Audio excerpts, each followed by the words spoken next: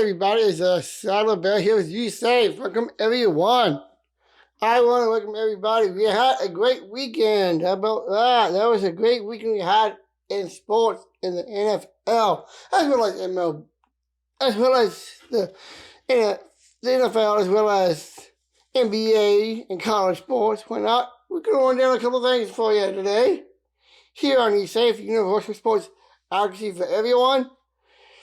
Welcome, you are in the sports desk. Let's jump into the NFL, shall we? Let me pull that right up here. Okay, let's recap of last week's games. Let's start with Sunday games. We have the Broncos and the Lions in Detroit. Detroit won 23-31. That was a good game for sure.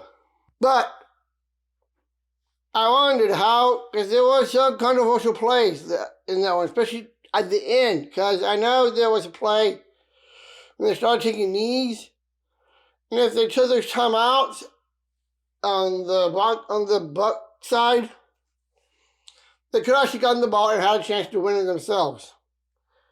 And I actually wonder about that. Why? I know they take knees, but it was a little too soon to take the knee. I say take knees. You know, if the margin is less than this game, 23-31, that's easy a one-score game, even with a 2-point conversion. And if it is a one-score possession, and you do the knee, and you're over a minute plus, just weird. Really weird to me. And I would like to hear your comments on that. So I want to have a link in this episode so you can actually tell me what you think, and I will respond to that on my next episode. Please. Okay, we have the Kansas City Chiefs, the reigning defending champs, and Taylor Swift and Travis Kelce and Patrick Mahomes and Andy Reid, taking on the Bills of Buffalo. 27-24 victory for the Chiefs on the road. Congratulations. All right. So with that win, I do wonder about one thing. Because USAFE is a universal sports actually for everyone. And when I saw people throwing snowballs at the Chiefs, that's totally disrespectful. Totally effing respectful. Disrespectful. That's totally being an unsportsmanlike. Being on sports. Being a very bad sport. And yeah, your team lost, but don't take it out by throwing snowballs at the opposing team. If you want to take it out, do it right. Do it at home. Do it anywhere but at the game, throwing freaking snowballs at the opposing players' team. I saw one player of the Chiefs giving the finger to a fan, but only because they were egging them on, because they were losing. I know people have anxiety like me and my girlfriend, Kayla. And I know when the anxiety gets high, especially when you're watching a sporting event and it's not going your way, don't take it out on them, on the opposing team or anything like that. Unless there were other reasons to do so, but in this game in particular, there's no reason to throw snowballs. They're just furious. And I hope they should have some rules about fans and players interacting with each other and fighting or giving fingers or doing anything. But hey, the only reason he gave the Chiefs player gave the finger because the Bills fans were giving them crap. Okay, and sorry about my language, folks, if you are a young one. Okay, now we have the Texans and the Ravens, 10-34 win Baltimore. There to go. And I want to put a shout out to my friend who I chatted with the day just before the game, before warm-up, before the game started, to my boy Melvin Gordon. I was able to chat with him on FaceTime in the locker room. So I'm glad I got to talk to you, man. I would love to interview you because I know you were last year you were a member of the Chiefs and won a Super Bowl, and you got a chance for another one this time with the Ravens. So if you see this, man, I will send this to you. Let's go get another Super Bowl, man. You can do it, Melvin.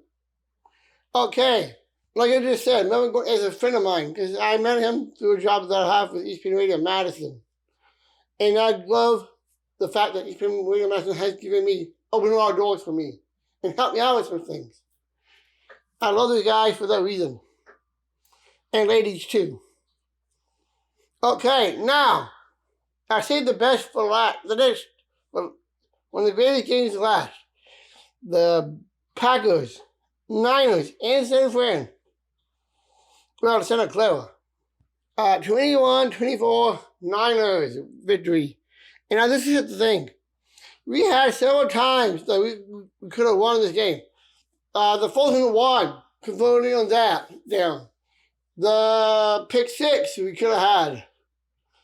The missed field goal that could have been good. And really it wasn't. And of course, Jordan Love's mistake by throwing it across his body on 2nd down. It was 2nd down, man. If you had a 2nd down in that play, instead of throwing it across your body across your body and having it pitch, throw it to the right side, throw it away, then you have 3 more downs to get a chance for either a tie or the win.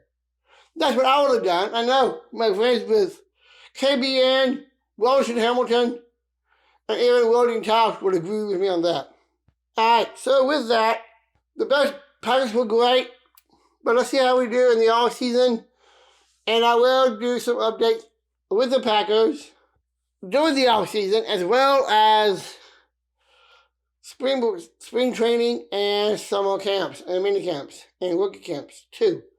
Okay, that is that. We got a little coaching news here. Head coaching. The Las Vegas Raiders hired Antonio Pierce to replace Josh McDaniels. And of course, I said this before, Bill Belichick left and Jared Mayo took the job. Okay, that is that. We're going to take a short break. We are sponsored by Camp Creatability. We'll be right back.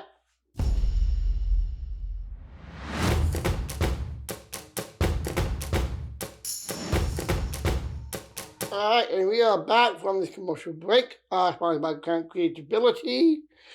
We are at our last segment of the day here on the sports desk. And that's college sports. Today, I want to talk about the fact that Ohio State women's basketball wins in overtime against Iowa, 100-92. What an upset. Congratulations, you ladies. Congratulations, ladies. But there was one thing that caught my eye in that game. Besides how they did in the game, but first, before I go there, Clark scored 45 points, 7 assists, and 3 rebounds. And again, it has to do with Clark, actually. She, Caitlin Clark, she got run over by a fan after the game. She's fine. She's okay, as she said. But again, just like I said before about the snowballs, this is another thing, too. A fan hitting or decking whatever Clark after the upset victory. That's really unnecessary. I mean, I would love, there should be rules that should be read on the PA system before every single game, saying if you get involved in some way with the game or the players or the coaches, you will be ejected from this arena for a certain amount of time, and should be expelled for classes for a day or two, depending on how bad it was. And if you're an athlete, or if you're the athlete that did it, suspension from the school for classes and from practice of the sport for a certain amount of time. Of course, that'll be up to the coaches to make that call. Because I know they need practice, but if they do that, they should have some kind of a punishment for that. Again, this is Sadler for USAFE. I want to thank you for joining me here on the sports desk. And hey, have a great day, and I'll see you next time.